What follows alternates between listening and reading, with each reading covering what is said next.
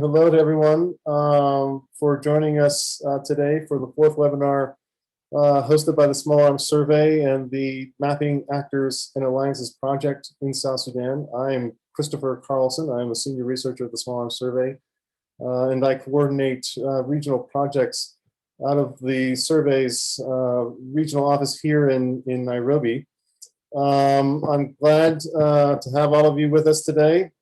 Thank you for your attendance, and I would like to extend a particular thanks to our special guests today, our guest panelists, David Deng, and Saadia Aleem.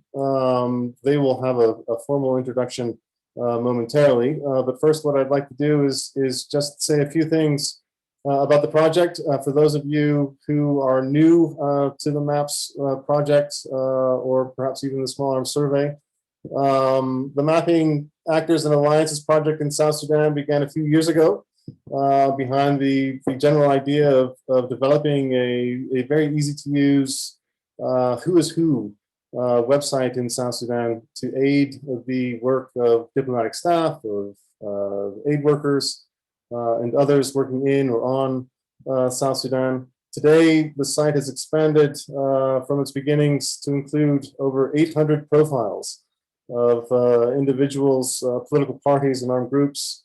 It includes a number of other elements, diagrams of alliances, of enmities, and some other bits of information, all accessible through the MAAPSS website. That's maapps.org, 2 A's and 2 S's.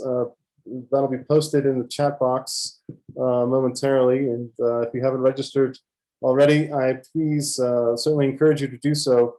Not only to access the information that we have on the MAAPSS database, but also to ensure that you are part of our email list to receive updates to the website itself, as well as announcements of upcoming events and publications either through the MAAPSS project or the HSBA project on Sudan and South Sudan. So please have a look if you haven't already. There are a number of updates that have recently been posted to the website. Those are all accessible through the splash page. You'll find those just on the left side of the screen, which will provide you with a list of new information, whether actors have been updated or new profiles that have been added to the site. I wanted to also mention that we have another upcoming webinar. This will be on Jonglei State, hosted by my Small Arms Survey colleague, Ferry Marco, who you will hear from in a moment. He'll lead this discussion, and it's set to cover a range of political and conflict issues currently in the state, including the logic behind current violence among the main youth forces in Jonglei and Greater Pibor. He will also examine some of the links in looking at localized violence and involvement of political elites. So very much looking forward to his discussion.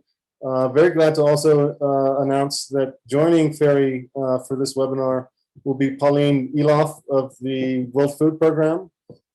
She will be kind enough to provide some of her insights into the PRA peace process and conference held earlier this year, and discuss prospects for sustainable solutions to address some of the conflict that is going on in Jonglei. So very much looking forward to that. One particular note to make with regard to the Jonglei webinar is that in the prior announcement, which was sent out to announce this webinar, it was mentioned that the Jonglei event will take place next Thursday. However, this is no longer the case.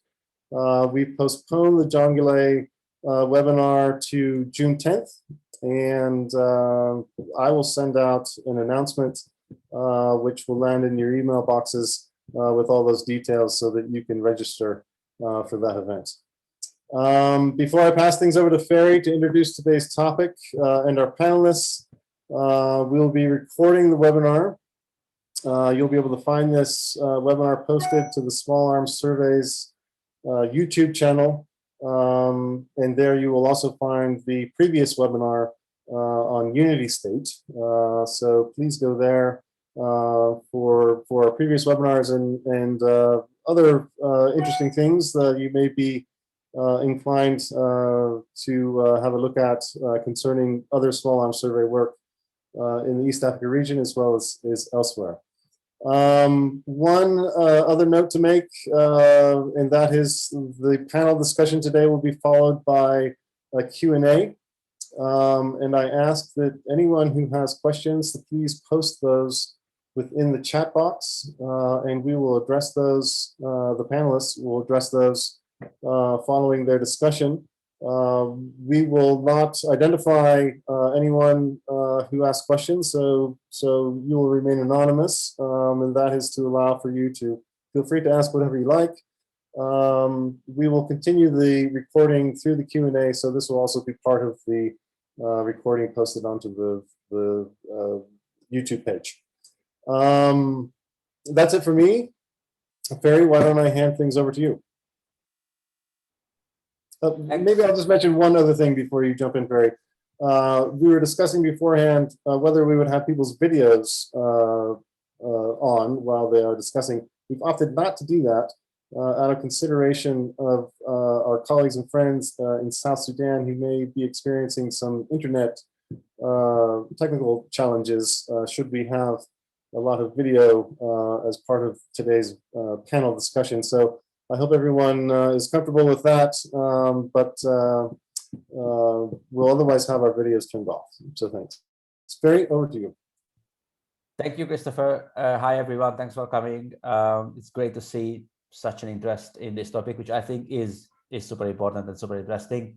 I don't want to waste too much time on what is the topic, because you have read the update that was sent out, and Joshua will summarize some of the main points. It's about the return of IDPs to one particular county in Upper Nile state by that county, and the entire politics around returns in general, more in general. So we have three panelists today, and we are really happy to have some external people, not the regular small arms survey researchers, joining us.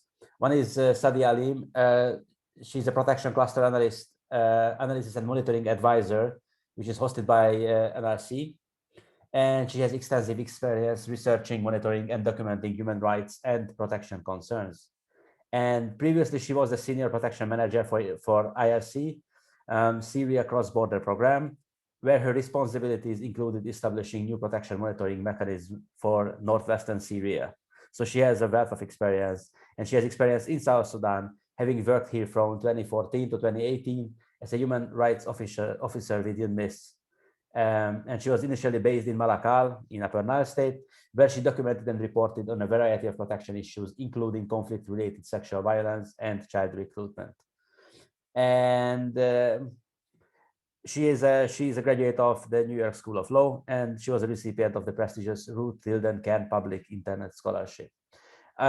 Our other panelist is David Deng. He's a human rights lawyer who has been conducting research and advocacy in South Sudan since 2008. Deng's work has touched on a range of issues, including citizen perspectives on peace processes and transitional justice issues, land policy and housing, land and property rights, so HRP, and security and justice provision at the local level as well. And the third panelist that we have is my colleague Joshua Craze. He's an independent researcher who works for the Small Arms Survey as well as for a series of other organizations. He's a graduate of Berkeley with a PhD in anthropology and has over a decade of experience in South Sudan all across the country. But most importantly for our discussion today is that he wrote the report on the Shilluk in the current civil war. It is titled Displaced and Immiserated, and it is published by Small Arms Survey. You can find it on our website. It came out in 2019. And I would like to ask him to summarize this issue of this return along two questions. What is the current situation in Upper Nile? And what is the situation with these recent IDP returns from Melut to Bailet County? And what is the issue around returns? So Joshua, over to you. Thanks, Ferry. So just very briefly, because you can see most of this in the report that we published last week, in February 2021, finally, after many months and years of delays and maneuvering, we had the appointment of the governor and deputy governor of Upper Nile. And I think at that moment, the international community breathed a sort of collective sigh of relief. Unfortunately, that sigh was misplaced. And what we've seen since February is actually a ramping up of tension during the state. And partly that tension is now at the center of the question of, well, what is the state government and who controls this state government? And part of the problem that I think we'll go on to discuss is that too often international NGOs, UN agencies are talking to the government as if it was a blanket entity, and it's very much not a blanket entity. So though Budok is Shilluk and he is the governor, his appointment has both created a caesura, a tension within the IO that we'll come on to later, but he's also effectively a figurehead. And if we remember that his deputy, James Monibuni, was the governor of Central Upper Nile, and while was being the governor of Central Upper Nile, was responsible for much of the population displacement of the Shilluk, he already has an extant bureaucracy in place. And he already has control of much of both the political economy and the military economy of what is Central Upper Nile state. So the area around Malacca, Akoka, Baliet counties. And we see this in a couple of things that have happened recently. One is a continuing set of attacks on the Shilluk. We should remember that from 2015 through 2018, the Shilluk were effectively entirely displaced from the east bank of the Nile, aside from the protection of civilian site in Malacca. On the 27th of March of this year, Budok is supposed to arrive at the airport. It's his official entrance of governor, and people are coming from different locations in Malacca, including the POC, to meet him. And as they come to meet him, Abu Shok, which is one of the Padang Dinka militias, is from Baliet County, which is where James Monibuni, the deputy governor, is from, opens fire at them on multiple different occasions. They flee back to the POC, 6 Shilluk confirmed dead, many more are injured. And this is only the latest in the long line of attacks on the Shilluk that are basically designed to create an atmosphere of fear, which is designed to force them onto the west bank of the Nile, arrogating or consolidating, in other words, total Padang Dinka control of the east bank. Now, though Budok is the governor and everyone now thinks everything is fine, actually he's incredibly weak. He is effectively a figurehead to legitimize Monibuni's occupation and dominance of the state government. Example being, number one, on the 15th of March, Budok chooses the mayor of Malacca. Of course, a very important position because one of the contested territories between the Shilluk and the Padang Dinka on the east bank of the Nile is Malacca, the state capital. And he chooses Francis Ajang, who is Shilluk, and the appointment is just blocked. The appointment doesn't happen at all. So there are these series of sites, Malacca, sites in Baliet County, what is now currently called Akoka County, which are contested between the Shilluk and the Padang. They've been contested at least since 2005. During the CPA period leading up to the creation of South Sudan, they were largely contested administratively. The Padang Dinka controlled an administrative bureaucracy that used gerrymandering, redistricting, the creation of counties to try to create mono-ethnic Dinka dominance in all the political territories on the east bank of the White Nile. And what we've seen is that's continued through, for instance, one, the fact that the appointment of the governor of Malacca has been blocked, and then two, the latest instance of Monibuni's gerrymandering, which is that they've attempted to redistrict Malacca out of the county in which it's contained, Makal County. So there's this county called Makal. Makal is a Shilluk word that in theory contains both the capital and territories laid claim to by the Padang and the Shilluk. And what Monibuni has tried to do is effectively, a bit like the Republicans in America, you forgive my French, move the territory which is supposedly Shilluk westwards onto the west bank of the Nile while creating Malacca County within an area of undisputed mono-ethnic Padang Dinka dominance. So really, I think these sort of forms of gerrymandering we can see as a minor example of what happened with the 28 states and the 32 states decrees in South Sudan, which is the redistricting of areas to create durable Dinka majorities controlled by populations which support the government. Now, this is particularly worrisome because the government recently in Juba and in Malacca has been making a lot of noises about the census. So there's a proposed census for 2022 in view of future elections. And effectively what the Padang Dinka administration under James Monibuni is trying to do at the moment is create durable majorities in contested counties. So that's the nub of the issue of what's happening. Now into this deeply political set of contestations about land and populations, there have been a series of returns.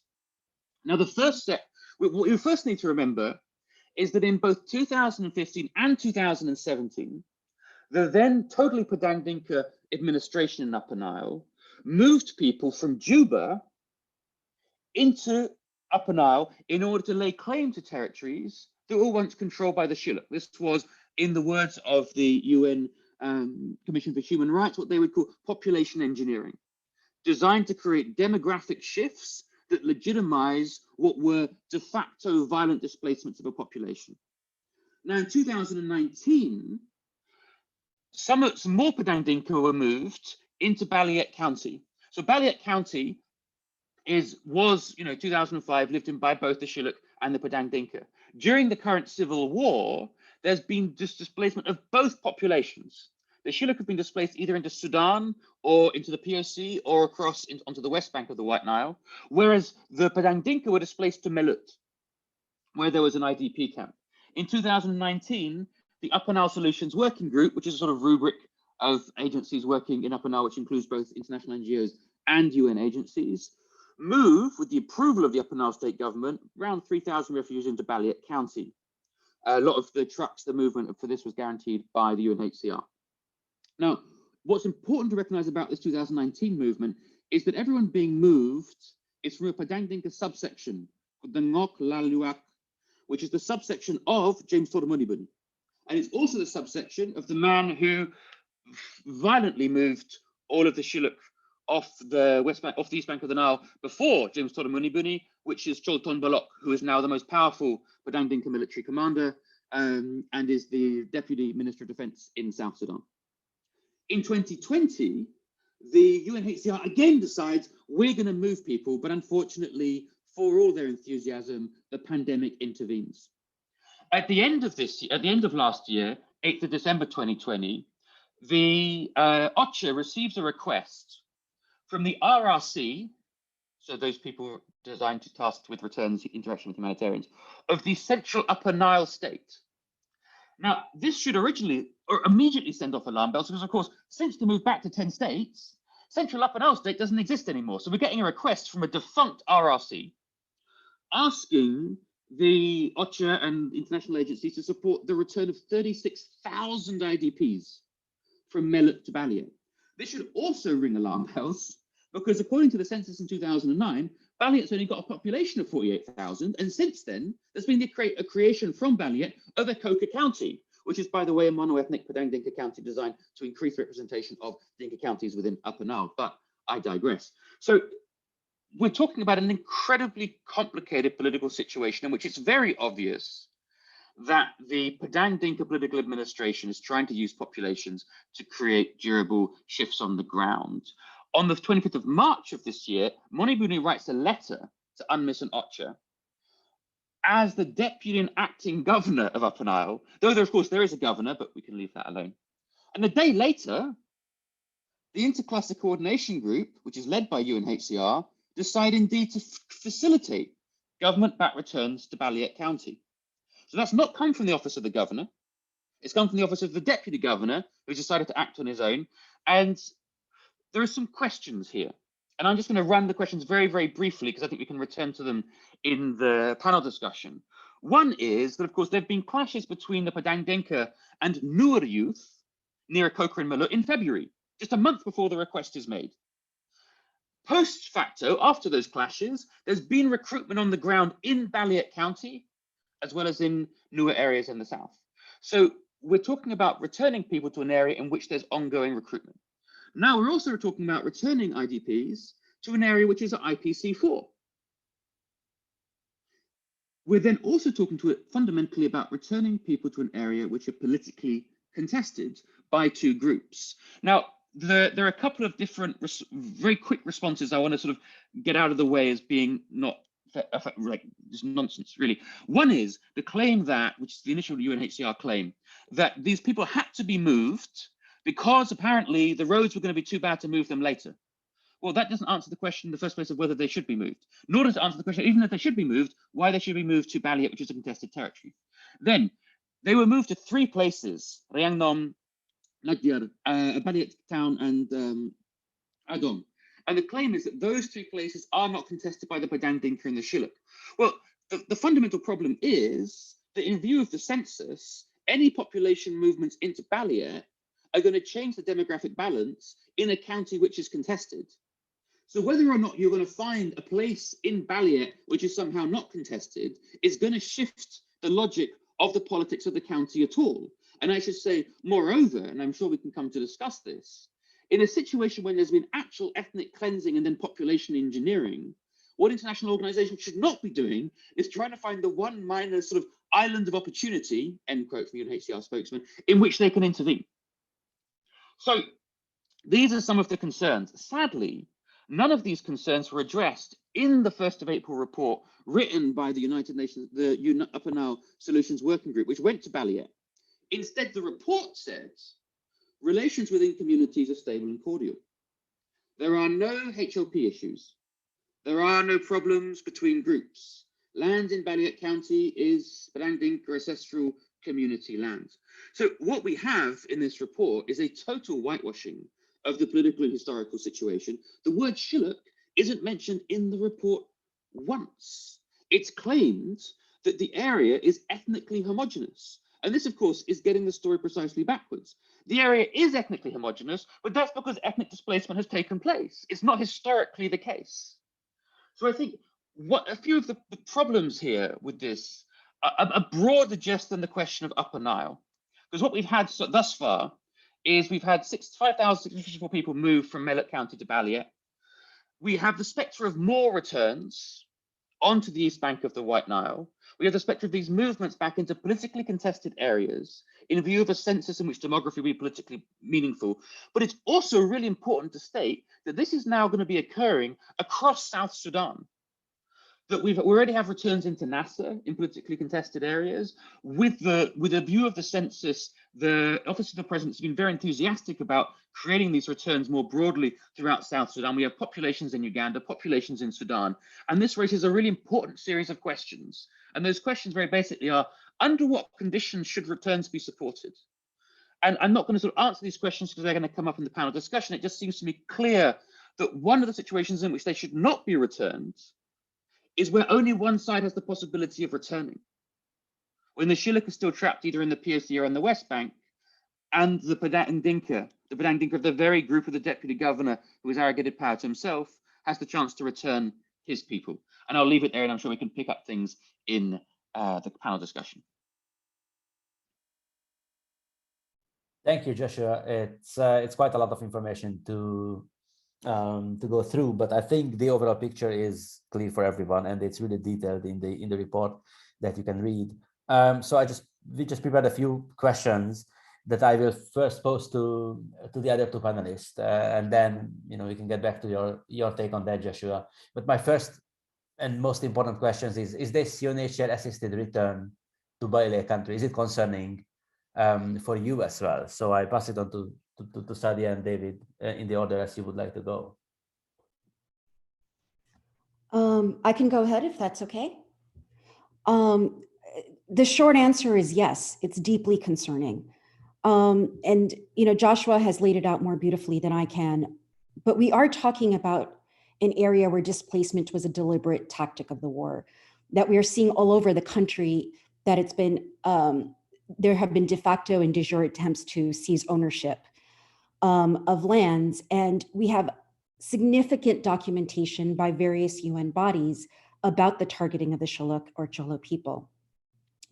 As Joshua mentions, there is significant concern that humanitarian support can be misused to further support Shilluk dispossession of land, and it's independently a conflict driver. So absolutely, we should be very concerned about this. I do want to take a step back to provide a little bit of a historic view so that we can kind of place UNHCR's assisted returns in the larger picture of humanitarian work. As many of you already know, in 2012, there was an internal review panel set up by the Secretary General based on what was happening in Sri Lanka. There was a conclusion that there was a systematic failure in meeting UN responsibilities to prevent and respond to serious violations of human rights and humanitarian law. There was a universal failure to protect people at risk. This is the language that's actually used in the report. And the failure of the international community and the UN system was, part of that was blamed on the inability to heed the concerns of human rights and protection experts, as well as conflict analysts who were raising significant early warning concerns. There was a call at that time to have a shared understanding of risks that take into account human rights and early warning concerns. And one of the things that I find really surprising about UNHCR's assisted returns is how it's not taking into account the larger community, other than to use the name of the protection cluster. So one of the things that's very interesting about what is happening is how the name of the protection cluster continues to be used. The protection cluster is supporting this. You have documentation and analysis produced by UNHCR, often with the protection cluster logo alongside it. However, the rest of the cluster has not been involved.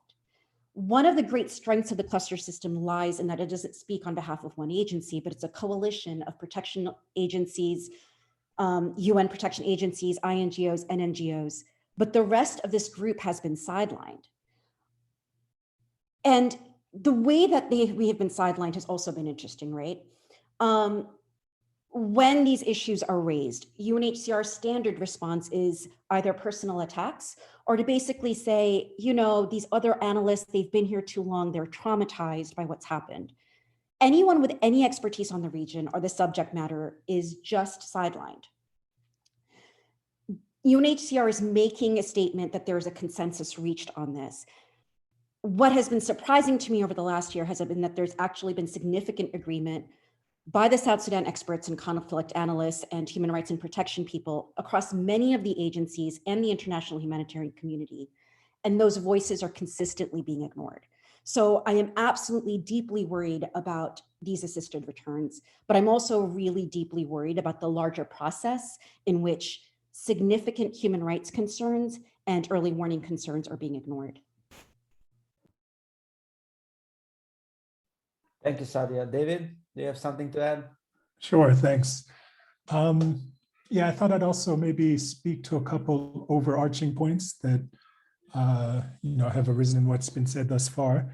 The first is thinking about how does land actually feature in the conflict in South Sudan?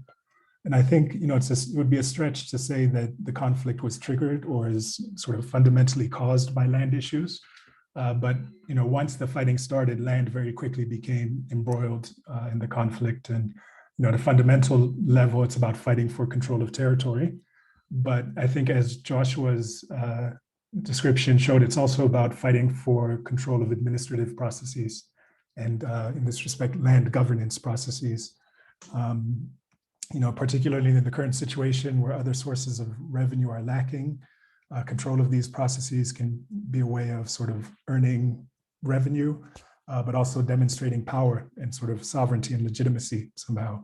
If you're not able to earn that legitimacy through providing services, if you're able to control decisions about where people live, it's a way of reinforcing your authority as the government. So we see this, for example, in the many changes that have happened to administrative boundaries. We heard about the creation of Baliad County, for example. Another example that I'm more familiar with is from Southern Unity in Koch County, where the county was divided in 2016 when the 32 states decree was issued. And this is, a single section of Nuer, but they were divided along clan lines. And people from one side of the county were told to pick up and go back to their home areas in the other side of the county. And their land holdings were then occupied by others, and they themselves were occupying land of people who had been displaced. Fast forward to the current situation, the counties have been reunified, but there are also returns happening. And so they're returning into a context where land rights have become totally confused as a result of some of these administrative decisions that have been made. Another place where this arises, which hasn't featured yet in this discussion about Upper Nile, but I'm sure is there in Malacca and other urban areas, is issues of land registration and surveying of land, which has been used I'm familiar with the situation in Bentiu, but elsewhere in South Sudan as a way of dispossessing land that belongs to displaced populations, and while also, of course, capturing revenue for state governments that are lacking revenue. So I think, part of the story here is about that capture of land governance and what it means to people as a kind of, a prize of the conflict. And then I think the other point I wanted to make at a very kind of macro level and looking back historically is thinking about some of the trends in law and policy as they relate to land. On the one end of the spectrum, you have this idea of state land ownership, and this was can be seen in some of the legislation that Sudan enacted during the last conflict, Unregistered Land Act of the 1970s, for example. And this was used to dispossess communities in Upper Nile and Unity of land to make it available to oil companies. And this is one of the reasons that land rights in this part of the country are so mixed up, is because of these large-scale changes that were made. And so in the context of the CPA discussions, the SPLA put forward this platform of land belonging to the communities as a way of sort of pushing back against this idea of state ownership. And increasingly, since the CPA and into the independence period, customary land ownership became something that people were pushing. But then problems also started to become apparent with a customary approach. And I think particularly the notion that one's land rights are tied to identity.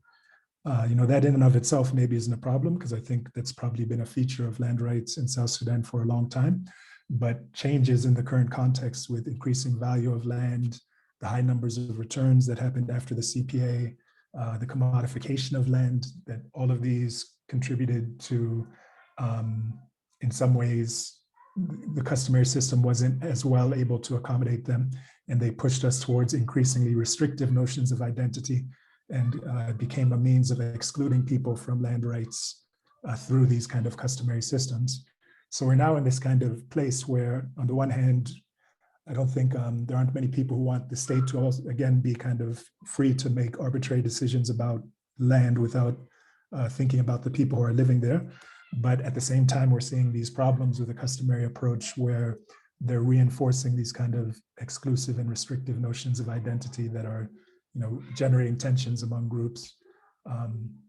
So anyway, I thought that was an important kind of also trend to have in the back of our minds as we consider the situation in Upper Nile. Thanks, David. What you say reminds me of that. I mean, if you see the state cabinets all across South Sudan, so the 10 states and the 3 administrative divisions where we don't have governments yet, but in the 10 states, I mean, there's a clear pattern that the control of the Ministry of Land and the control of the administrative policy over land is one of the key contested areas. It's one of the key strongest ministries that both sides try to control as much as possible. We see that in Unity, we see that in Western Bahr el Ghazal, in Western Equatoria, all across South Sudan. Joshua, do you have anything to add on this issue? I mean, loads of things, but maybe let's go on to the next question so we have time for questions at the end. So then, yeah, okay. So then how can this be done elsewhere? I mean, how can this be done in another way? So what are the issues that UN agencies and NGOs need to think before assisting returns or enabling returns? So how can this be done differently? I mean, it seems like the few points I would say is that in Upper Nile, there's no possibility of returns into a situation of political contestation of land until there's an actual process to address those land issues. And that process has to be between the Shilluk and the Padang Dinka, and it can't be done by the government in a situation where the government is absolutely dominated by one side. And I think that's also true of what's happening in Bentiu at the moment and elsewhere, which is that too often the international community is expecting the government to resolve issues around IDPs and HLP issues when it's the government themselves that have profited from the displacements and the conquests of the Second Civil War. And it's like expecting the victor to adequately compensate the victims, and that's simply not going to happen. And I think in a place like Upper Nile, there simply has to be a red line, and that red line is you don't assist one side to the cost of the other. So in a place like Balliet, that would be, yes, saying we want to help with returns after the displacement of the Second Civil War, and that means the returns of everyone, and that means a sustainable set of HLP discussions between the communities, and it has to be between both communities, and that has to be the explicit position relative to the government. And I then think in terms of returns, one also has to look at the security infrastructure around those returns, and especially in a place where we're still thinking about closing the POC in Malacca, we can't have any sort of returns unless there is some logic, some group who's actually going to protect the returnees who are not from the very people who displaced the people in the first place into the POC. And unfortunately, that's not what's happening with the UNMISS drawdown in Bentiu. There's been a withdrawal, reclassification of the POC into an IDP camp, and yet the police commissioner in Bentiu is still John Bull Maik, who led the Shuang militias that displaced people in Southern Unity into the POC. So I'm going to leave it there because I don't want to take all of Saadia's points. You did take all of my points, Joshua, but I'll try to add a few more. Look, I fully agree. We should not be party to furthering politics of land dispossession. We need one of the things that is very much needed when we think about assisting returns is a real analysis of land dispossession during the conflict. I would also add that, you know, when we talk about assisting returns, one of the things we have to look at, which is actually not happening here, is the facts on the ground. At this point, for the last year, UNMISS administrative and institutional agendas, same with UNHCR, have been driving the conversation. But when we talk to IDPs about their perception of safety, it's linked to progress with security sector reform, progress in the peace process, concern about RRC and the judiciary not be integrated and not representing their interests. So there needs to be an analysis done, and there has not been a meaningful analysis done by UNHCR on what's actually happening on the ground.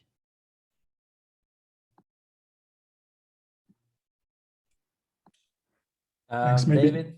Sure, just to add a few points. I think one, in the first instance, at a very kind of micro level, is the importance of understanding these issues early on in the response. And I think here maybe experiences in Mangala may provide something of a contrasting, perhaps good practice, at least with respect to housing, land, and property rights, where if you're not familiar with the backstory, the flooding over the last year or more has caused this massive displacement of people, and many IDPs from Bor fled to Mangala. And there's a very there's a humanitarian response mounted to provide assistance to them. But fairly early on, there was a recognition of the risk of this kind of temporary period of displacement becoming increasingly permanent. And there was an effort made to kind of think about the implications of this in terms of how humanitarian assistance was provided. I can't say now sort of to what extent that has been effective in kind of mitigating the risks, but I think the fact that there was that recognition and an effort made to understand the issues, people likened it to other situations, looking, for example, to Nimuli, where you had a similar situation where IDPs displaced during the 90s are still there to this day. It's been a source of tension between the host community and the IDPs, or even, of course, the POCs, which were thought of as kind of temporary response, but have become increasingly permanent. I think that recognition and that kind of effort to address some of the HLP issues and to understand things like changes to county administrations and pattern of course, land, relocations, all those sorts of things need to be featured in early on. But then also picking up on the point of, that may be enough to kind of get a more conflict sensitive humanitarian response, but it's not going to fundamentally address the problem. And I think that's where one needs to look for a more kind of political approach. And I think, dialogue really is at the heart of that. And I might say something that could be a bit controversial, but I think there's a lot that we can actually learn from the national dialogue process that South Sudan has undertaken about how to approach such a dialogue and what the potential for it is. On the one hand, I think Joshua's point that you need to have an independent convener is a very important lesson that also we've learned from the national dialogue. I think the fact that it was seen as, a partisan effort, a monologue, so to speak, is one of the things that it has never fully recovered from. And the importance of initiating it with a kind of a body that has credibility is important. But on the plus side, they engaged with 20,000 people across the country at some of the most intense periods of the conflict. And once that space was created for people to discuss, they came and they discussed. Many of them were afraid. There was self-censorship, but others spoke out despite their fear. And they showed a willingness to speak publicly, speak truth to power in many instances, despite an ongoing conflict. So I think that kind of speaks to maybe cultural norms about speaking publicly on contentious issues and also speaking honestly in public. And I think maybe that favors an approach that's a little bit more forward-leaning in terms of creating spaces for dialogue around issues such as land in Upper Nile, which might otherwise be considered too volatile for dialogue. So if I summarize it correctly, thanks for all. You all call for more dialogue. You all call for more thorough investigations, background reports, evaluations. Why aren't there more thorough evaluations from before any of these projects get on the ground, before they start? I mean, I think it's a really interesting question, because a lot of what we're saying is not rocket science and has been established. And the idea that there should be conflict sensitivity, I mean, there's a whole organization devoted to it. The idea that there should be thorough, historically perceptive, aware evaluations before any return should happen is also pretty well established. What's really interesting is that it's still not happening. And I think the reason fundamentally that it's not happening is that within the mission and many of the UN agencies, there is a sense that the government has won and we need to assist the government and we need to be as useful as possible to the government, and that the government is our partner. And regardless of what the government's done in the past, or maybe because we simply don't know what the government's done in the past because mission turnover is pretty quick, we just need to move on and help them with their plan. And there simply isn't any interest or any depth or willingness to engage with the actual complexities of the political situation. I'd be curious what Saadia and David think of that.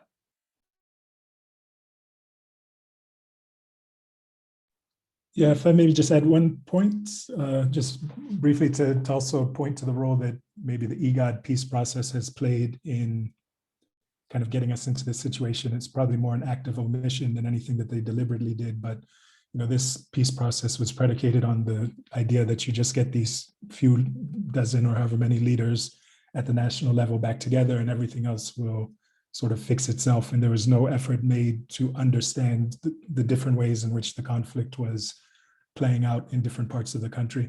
And, on the one hand, I can sympathize with that because I see how badly IGAD has managed even its small mandate of reconciling these leaders and giving them whatever they needed in order to get back together in government. So I wouldn't want them getting into the intricacies of Upper Nile necessarily. But at the same time, if they're not going to deal with some of these fundamental drivers of conflict at the subnational level, at least there should be a process by which once the leaders are back together, there's some way of addressing these. And if you just kind of leave it open like that, then the leaders once again will, start manipulating these conflicts to their advantage, and also power elites at the local level. And in the meantime, people won't know the way forward and they're feeling very unsafe, and they'll react either preemptively or defensively to fight for their interests because there's no other mechanism by which they can negotiate them. And so I think the fact that they just kind of left all of these, the real kind of root causes of the conflict unaddressed, in some ways was worse than, they're not doing anything at the national level. So I think that omission was one of the things that kind of have paved the way for it. And it also, of course, led to this big gap in governance for an extended period of time with no county commissioners, no state governments. And all of these are opportunities for power brokers now to come in and manipulate the situation to their advantage.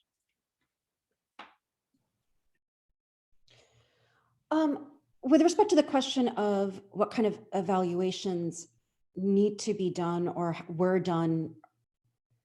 I think that part of what was difficult about this process, and part of the reason that it was a little bit hard for the rest of the humanitarians to really respond to the assisted movements, is that in a weird way, the evaluations were done. They were done unilaterally by UNHCR, and there was significant cognitive dissonance in some of the statements that were made. So for example, looking at the 2019 report evaluation, what you have of the movement to Baliyet, there's a statement, it's a throwaway sentence almost, about how we're not right now considering movements to Malacca because it's politically contentious, but Baliyet is okay. So with nothing else said about why Baliyet is okay. So it becomes concerning because there are these reports and evaluations that are being put out. Before Baliyet, there is a report that goes out which supposedly is an interagency report, and it's supported by the protection cluster, even though, again, neither the national nor state co-leads were involved in the process in any meaningful way. So I think that I agree with Joshua again that this is not rocket scientist. There's some basic questions we need to ask about facts on the ground. There are basic questions that we should be actually asking the people whom it affects, as is required by any protection evaluation. The problem is that it's being unilaterally done and it's not including any potential dissident voices. Thank you all. Before I get to a new question of mine, if any of you have any questions, please put it in the Q&A. We already have 8 questions, so please just type it there, and we will select a few of those questions as much as we have time for.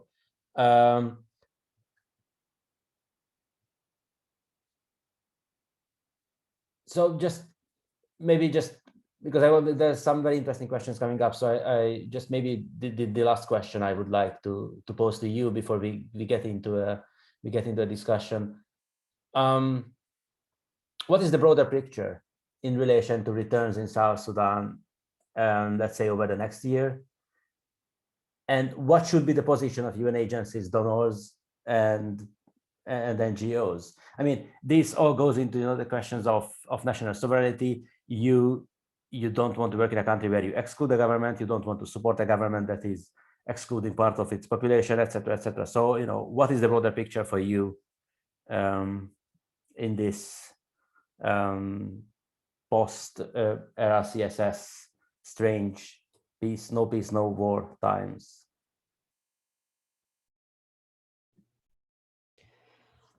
I could start. In terms of the broader picture,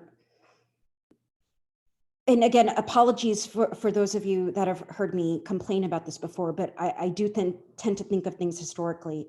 I think we need to go back and I think we need to look at some things. In the case of the Cholo people, we were on notice since 2015 that they were being pushed out of their lands and being targeted. That's 6 years ago. UNMISS's struggles with the POC system and their desire to withdraw, we've been on notice on that since 2014. The weaponization of the use of humanitarian aid, that has preceded independence. The international community, including the INGOs, had plenty of notice about the challenges and concerns, but we've not really had that critical or meaningful narrative about what these challenges mean and how they should be handled. I really think there needs to be some real accountability about this. We understand the challenges faced by international humanitarian work, including staff turnovers and the like, but to me, that's not enough of an answer. A lot of money is spent on us. We should do more, and we need to be held to that higher standard. And the reality is that the pervasive narrative that's happening now is coming from a political perspective and an institutional perspective from UNMISS and UNHCR. But the rest of us need to have a competing narrative. In the specific situation that we find ourselves in now, there is a power dynamic amongst UNMISS, UNHCR, and the rest of the humanitarian community. And this was definitely worsened by COVID, which affected both capacity on the ground with evacuations and the like, but also reduced international attention about human rights concerns. In this vacuum, that pervasive narrative was allowed to flourish. And despite the fact that there's actually fairly uniform disagreement from most experts throughout all of the UN agencies and the NGO community, that narrative is hard now to counter. So there needs to be some real challenges to it. And I believe that it's really important at this time, given the strength of that narrative, that we call on donors in the member states to push back on this politicized narrative. In terms of pushing back, I think one of the things that we need to look at is information. UNHCR should not be allowed to speak on behalf of the entire protection cluster, but it's more than that. Right now, we have UNHCR producing information on returns, which doesn't seem to technically be right. It includes pendulum returns. But we have other organizations, including IOM, including REACH and others, who are better situated to get unbiased information, and those efforts should be supported. One thing that we also need to think about is financial support to protection agencies to actually speak on these issues. UNHCR has been using its capacity as donor to reduce disagreement with their analysis, and that's something that we really need to think about and counter. But I also would like to throw out that there's a need for a more nuanced understanding of the political climate in Juba for member states. And just want to throw out that we are talking about a time where there's a review of sanctions and arms embargoes happening in New York right now. And it's really important that that review take into account the realities on the ground. These are both instruments that can be used to actually reduce human rights violations, and it needs to be thought of that in that way.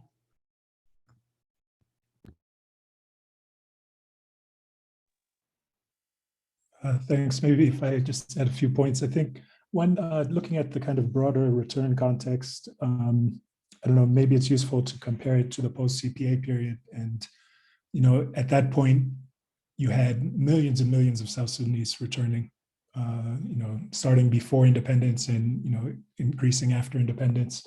And, you know, fundamentally, they were returning to a very insecure place, far less developed in some ways than it is today, at least in urban areas, and sort of equally insecure with a lot of subnational conflict, although at the time, I think people tried to depoliticize it somehow. But yet people came back, and I think they came back because there's something for them to come back to, and that they could believe in terms of the potential for South Sudanese independence and the hope that that promised that, you know, this problem of perpetual conflict in Southern Sudan could be solved. I think now the fact that they're not returning shows that it's not there. And, you know, ultimately, I think that's the true measure of peace, is if people are ready to return. And I think they're very good judges of when you're trying to, you know, sell them something which actually isn't there.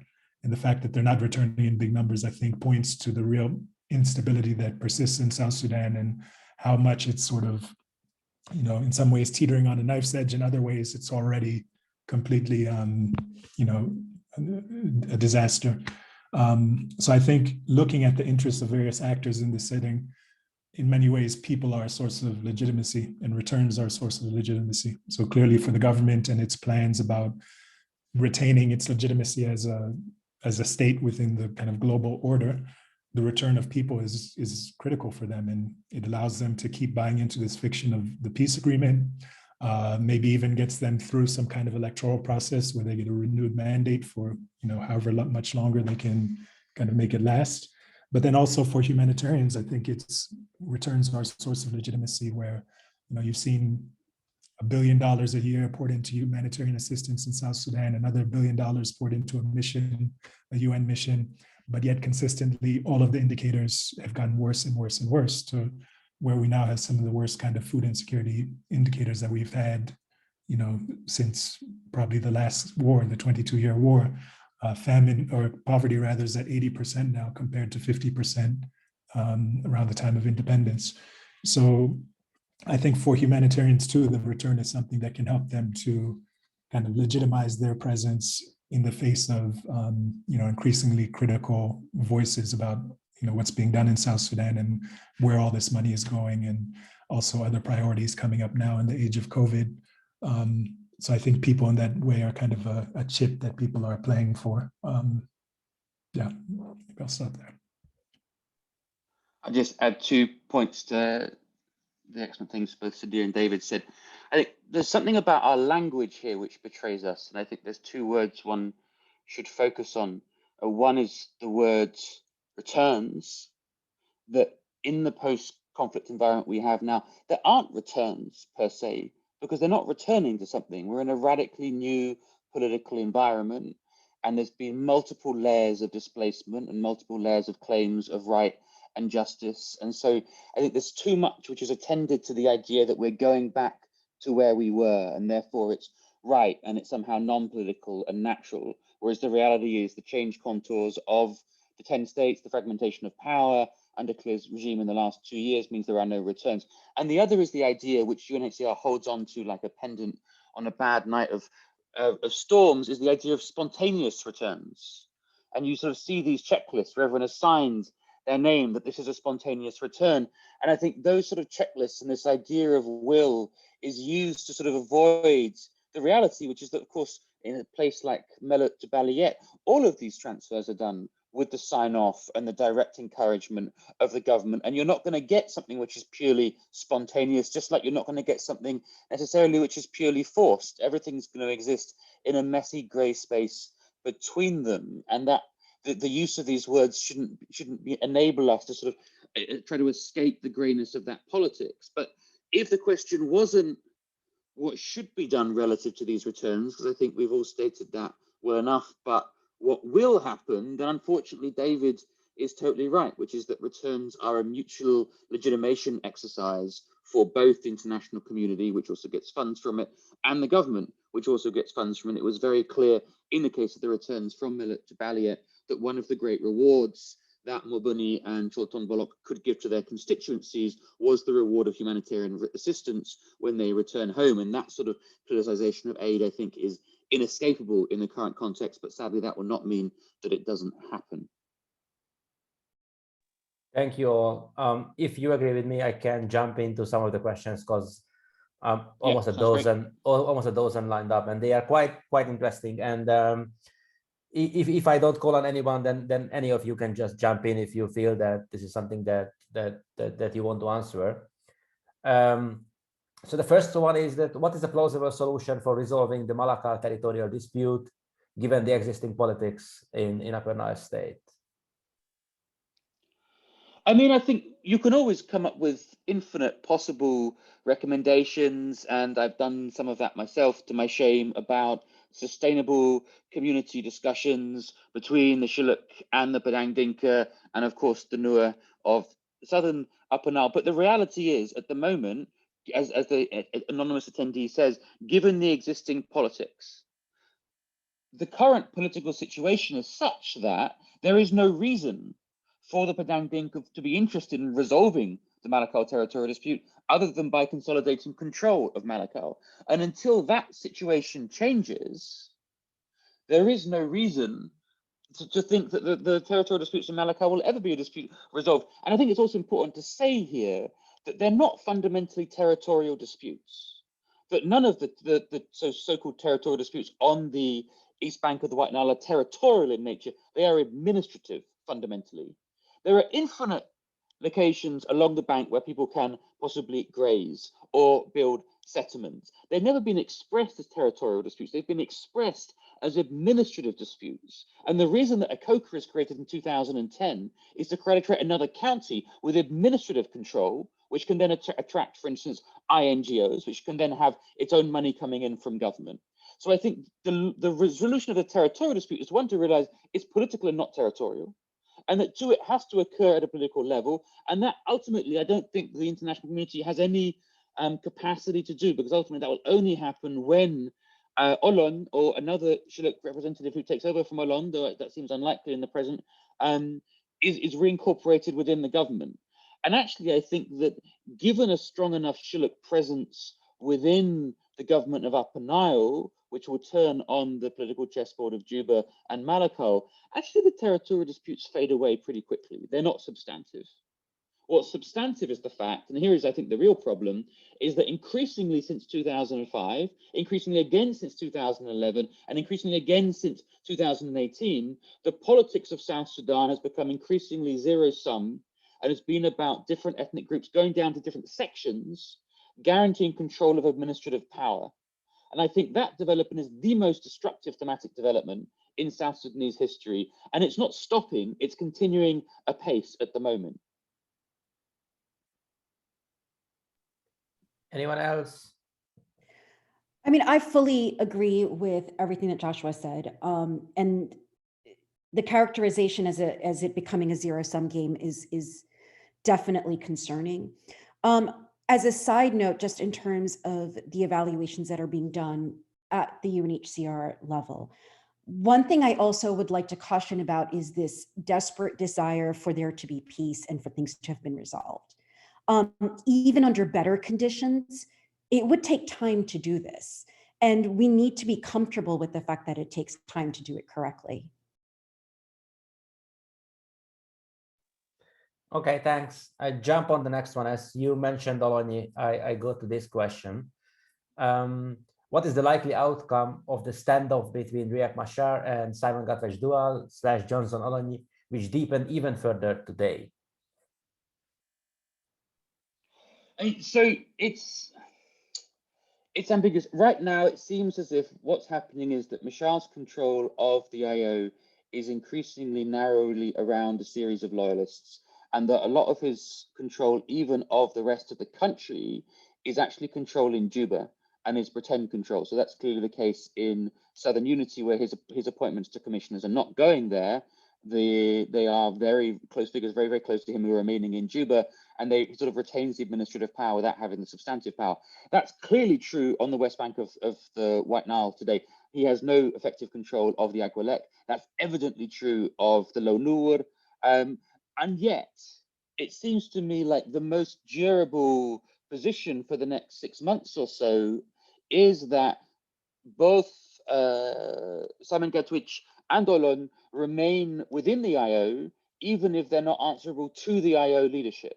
And there's a couple of reasons for that. I think one is that both men are cognizant of the long and storied history of commanders who left the IO only to be deemed irrelevant and to slip into meaninglessness. And the reason that it's slip into meaninglessness is because the peace process is still fundamentally functioned as an agreement between two major power blocks, the IO and the SSPDF. And if you're outside of that, it remains very difficult to find a sort of a political position and not be seen merely as a spoiler in the way that someone like Peter Gadet used to be seen. And then the other reason is there's no military equipment coming in. That Kiir's regime, along with, fundamentally with Tukul, his security advisor, has a lock on support from Khartoum, largely with some exceptions within South military intelligence. And so there's not going to be huge amounts of weaponry forthcoming to the Agwelek or to the IO under Gatwech. So they've been in meetings once again, and they've also discussed once again the possibility of splitting.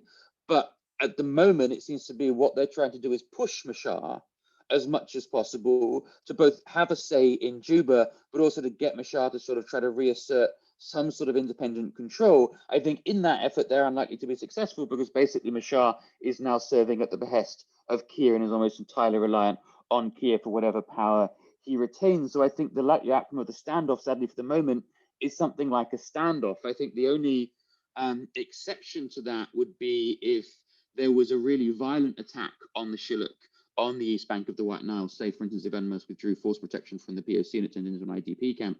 And in that case, maybe Olon would be forced into an attack on the east bank, even though he knew it wouldn't be successful. The other more remote possibility is that the Shilluk are reabsorbed within the government. And I think that's a much more attractive possibility for Olon than it is for the government at the moment, because given the Padang Dinka dominance, there's no real need of Olon. And because Machar is already so weak, why even try to split off a general who is already functionally independent from him?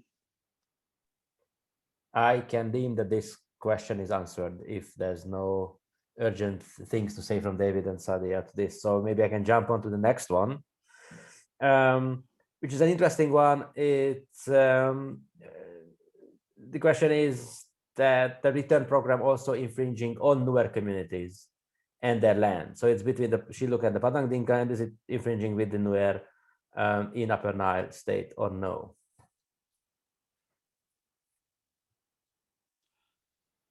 Yeah, so there are ongoing returns planned into Nasser, I think you have a very different set of dynamics here about what's happening with those returns and what the problematic situation is. I think part of the problematic situation in Nasser is the continued SSPDF military base in what is effectively a military occupation.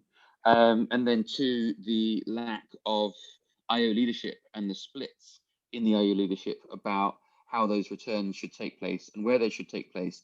And again, the returns are not occurring into a politically neutral environment, they're occurring into a politically contested environment. And if one is to read the NGO redacted name reports on those returns, it's not necessarily clear that they are consonant of those political divisions. Thanks. And this one is maybe mostly, I think, for Saadia and maybe for David. What are your views as panelists on the roles and shortcomings of the national and state level task forces on solutions and the advisory group on solutions? What would they recommend needs to be done practically by humanitarian actors to counter and check UNHCR and other actors enabling demographic engineering, as it is called in the question? I mean, the main shortcoming of the task forces is that they are basically a UNHCR shop, and other voices have been effectively silenced. UNHCR is institutionally invested in this narrative about returns, and I use that word in the nuanced sense that Joshua mentioned, that they're not actually necessarily returns. And this is coming from the highest level, including the country rep and the protection lead. So one of the things that absolutely has to happen and is happening is a greater level of coordination amongst the other UN agencies and amongst other members of the INGO and NGO communities. But I do think that given the disparity of power, given the fact that UNHCR is proceeding and going ahead with returns, with the rest of us only finding out a week or two later, there actually needs to be real pressure put on UNHCR. And given how institutional that mandate is, I really believe that that pressure has to come from the donor community and the member states. Maybe just to put something out there, which is probably more of a question than a comment, but picking up on what Saadia has said about the kind of institutional mandates and how that really drives the intervention. And it kind of provokes the question of, when you're trying to change these things that are so deeply embedded within how humanitarian assistance is provided in South Sudan, how do you kind of flip this on its head and reimagine the way that that humanitarian assistance can be approached? And I think maybe one way to start doing this is to try to be more attentive, or to better understand how South Sudanese are experiencing these things, and to better understand humanitarian interventions from the perspective of South Sudanese, who often are on the kind of get the short end of the stick. And I think, that's something which often we have, there's all this branding and advocacy and sort of playing up of the successes of humanitarian interventions and smiling children and all that, but we often don't hear about the horror stories. And I think making more of an effort to understand that, and to also empower, I guess, South Sudanese, and for South Sudanese to empower themselves in terms of how these things are done, maybe could be part of how we could start reimagining it. But when you have things that are so fundamentally entrenched within the kind of institutional mandates, unless you're able to, flip everything on its head, then you're really just stuck going through the motions of things over and over again. Thanks, David. That's an excellent point. And there's a question for you along these lines. So the questioner asked, what could be a local driven peace process look like in the current era CSS context? Well, I think, I had mentioned the national dialogue. I think there's some scope to harvest that for some information. So they held, they spoke to 20,000 people across the country and engaged with people in Upper Nile. There were 3 regional conferences, and then finally a national conference held in November 2020. and they have primary data from all of this, including audio and video from the consultations. So I think if there was some way of looking at that both kind of in a procedural sense to understand how was it done, where did it perform well in terms of framing some of these conversations, and where did it not perform well? And also looking at the substance of what was said, if there were a way, say, of making that primary data available in a kind of safe way, an anonymized way to people who are interested, that could be an interesting thing to look at. We also have a constitutional development process, which is kicking off, which could also provide space for thinking about some of these issues and about, even if it's from a more abstract approach of how do we manage diversity and how do we accommodate a situation like Upper Nile, where you have, these communities who are coexisting. We haven't even mentioned Baban, but how do we manage diversity even in this kind of micro context in a very sort of context specific way? Perhaps the constitutional development process could provide some space for that. But again, I think recognizing that we're confronted with some really tough politics, as both Joshua and Saadia have said, and the kind of real politic that you're working with. And, it's a fluid situation. And I think opportunities to advance a solution politically can present themselves, and one should be ready for that. But otherwise, I think looking for allies and people who, are sensitive to the context and have, the right kind of intentions and the right kind of access and influence. An example that I came across recently was in efforts to develop the national land policy in South Sudan.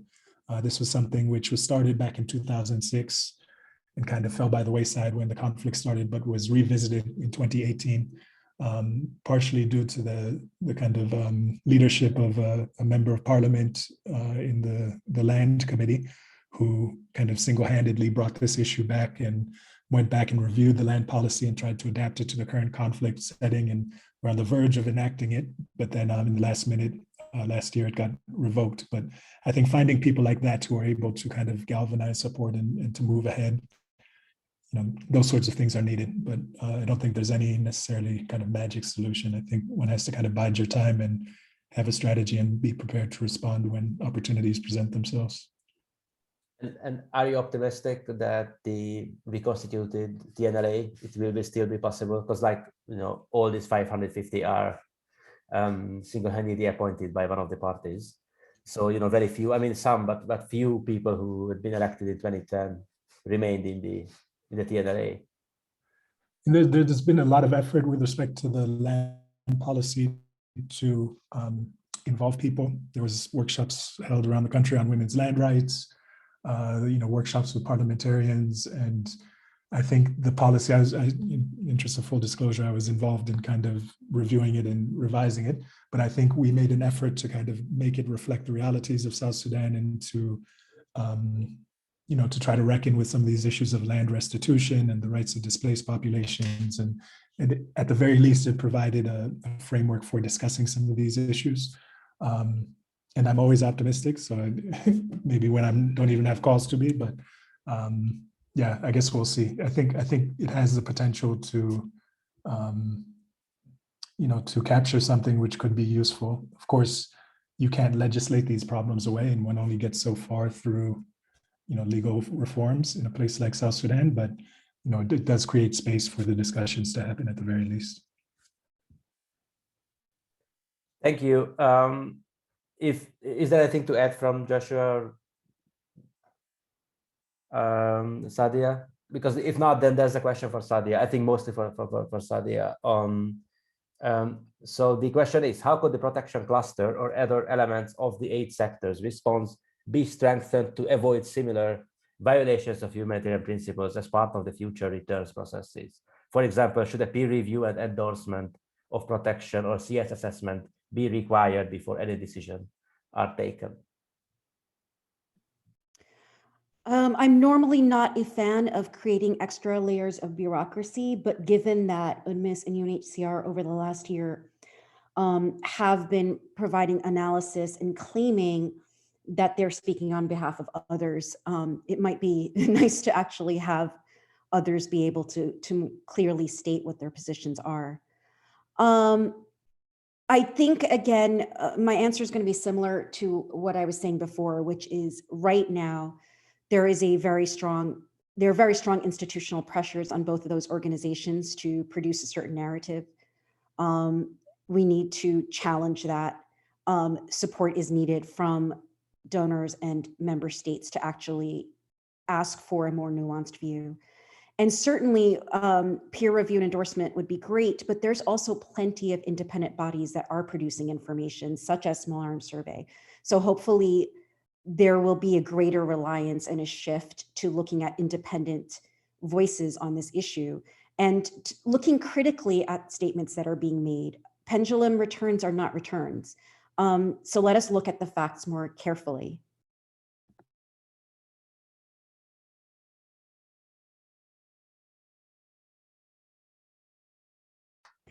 Sorry, I'm going to add one more thought to this. One of the things that I find, it's part of a larger issue, so not specific to the movement in Bali yet, but I do think that one thing that the humanitarian community is suffering from a little bit is the increased move, both within the UN agencies, but also within the INGOs, of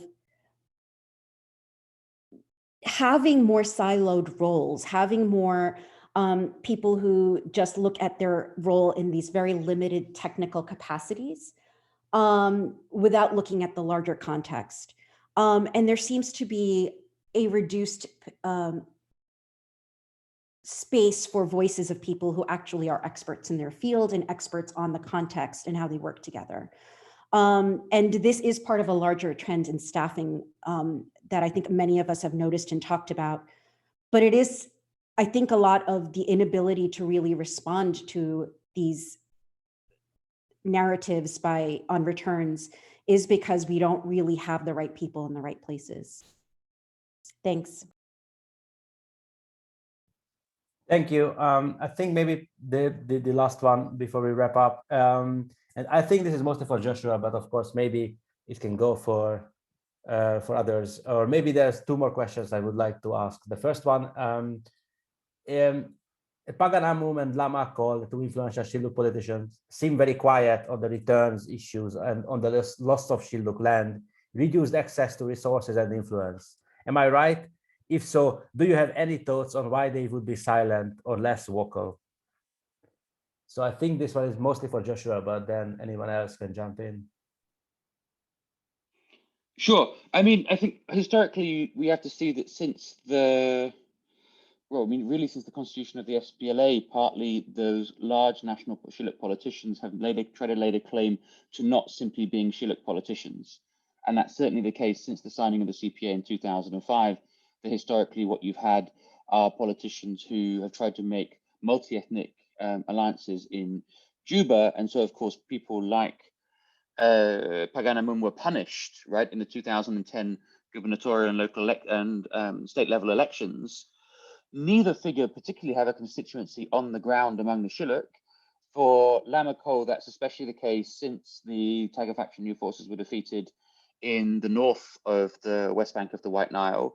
And he is seen as a figure who is tarnished not just by his own sort of self-aggrandizement and political playing in Juba, but by the fact that he brought Tangini within the TFNF with his own forces after Tangini had nonetheless rampaged through Panyakang and other places on the west bank of the White Nile at the beginning of the current civil war. I mean, you could say both of these figures, though they retain a certain political constituency simply because of what they did during the Second Civil War, are pretty marginalized, quiet figures, not quiet simply because they want to build a multi-ethnic constituency, but because they've been marginalized by politics in Juba.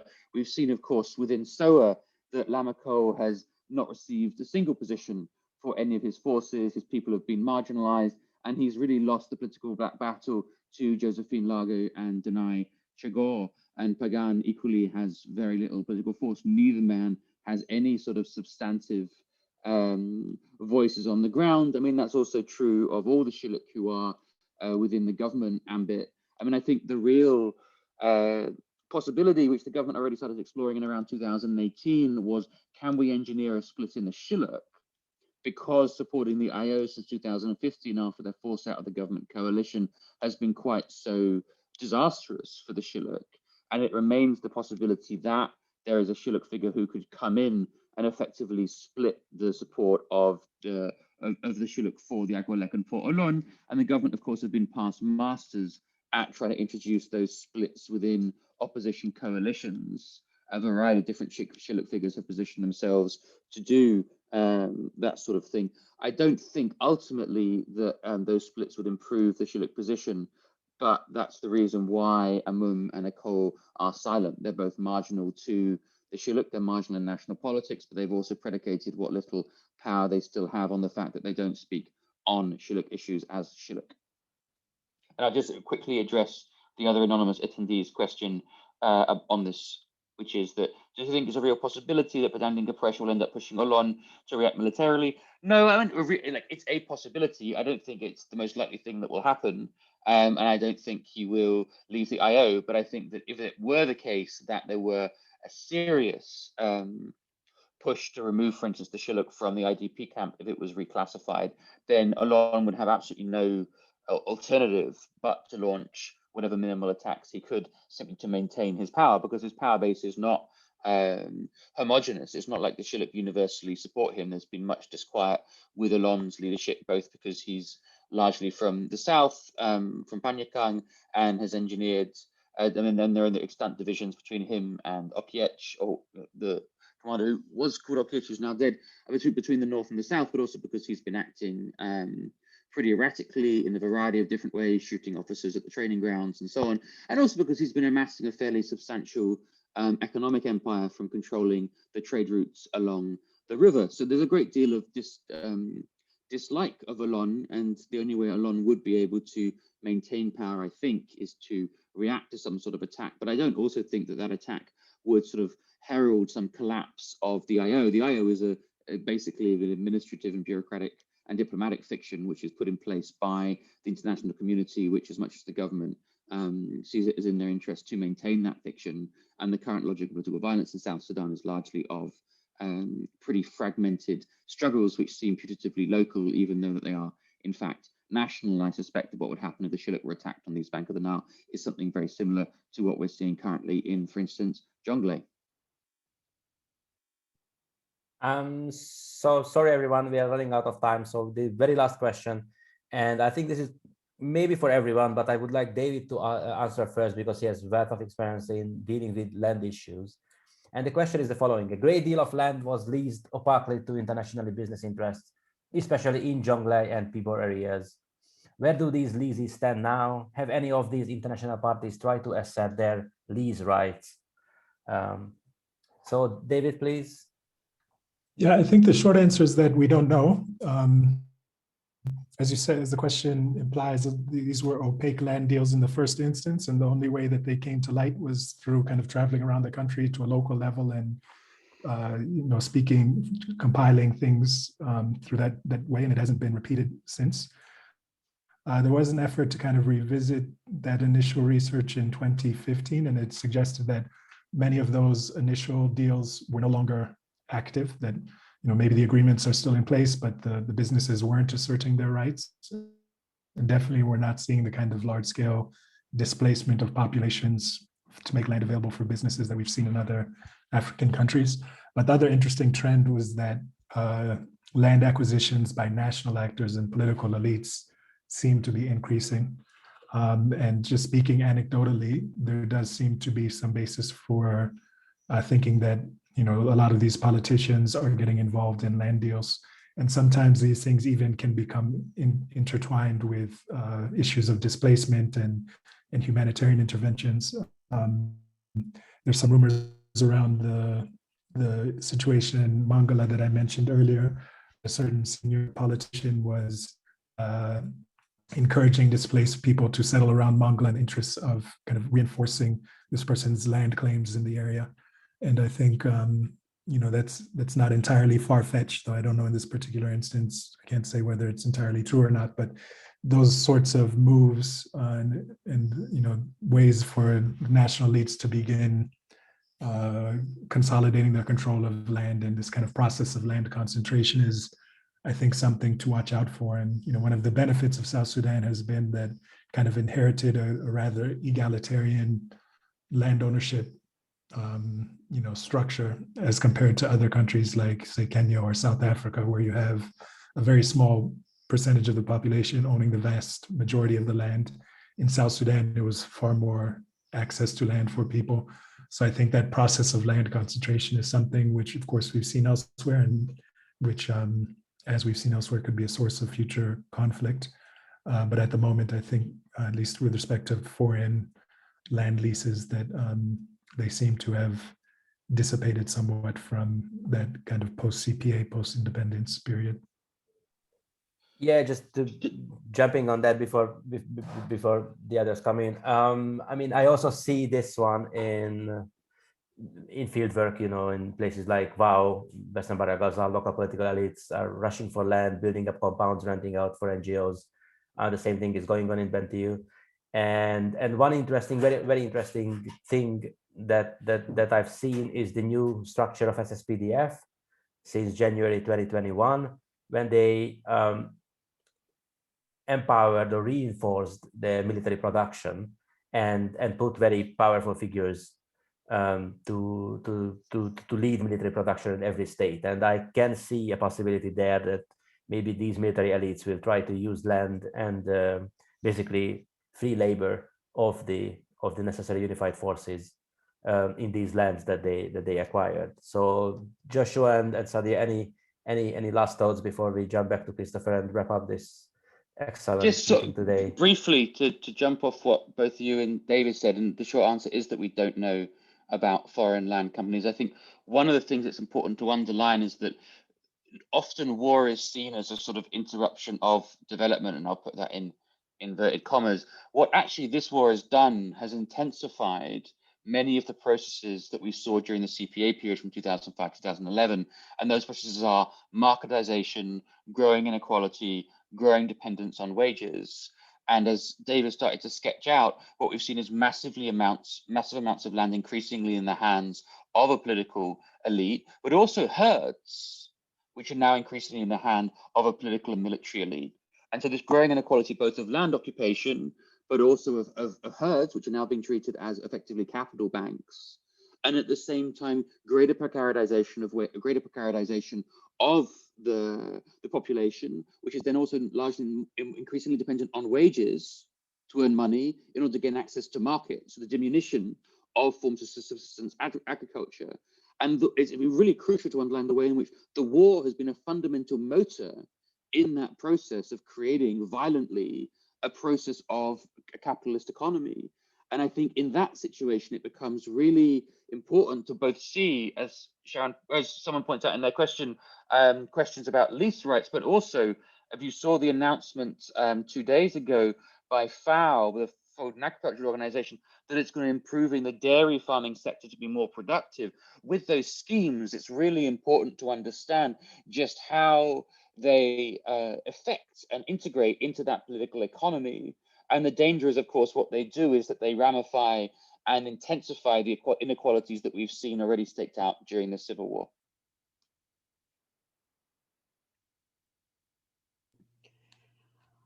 I could just really quickly respond to one of the questions that was up on the screen before about local peace building initiatives versus the ARSIS process.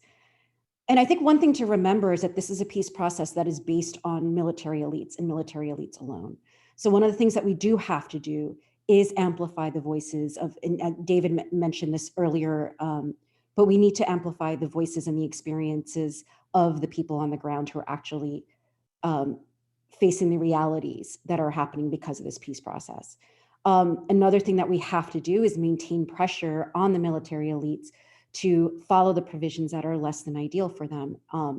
And that includes, not rewarding bad behavior by stopping sanctions and stopping the arms embargo. Thank you. Christopher, over to you.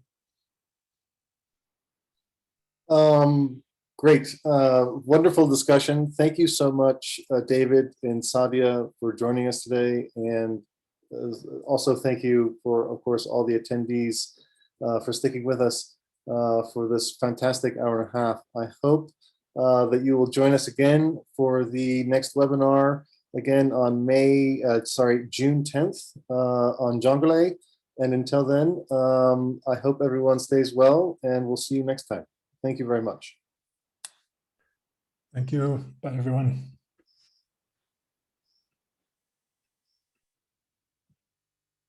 Thank you. Bye. Thanks.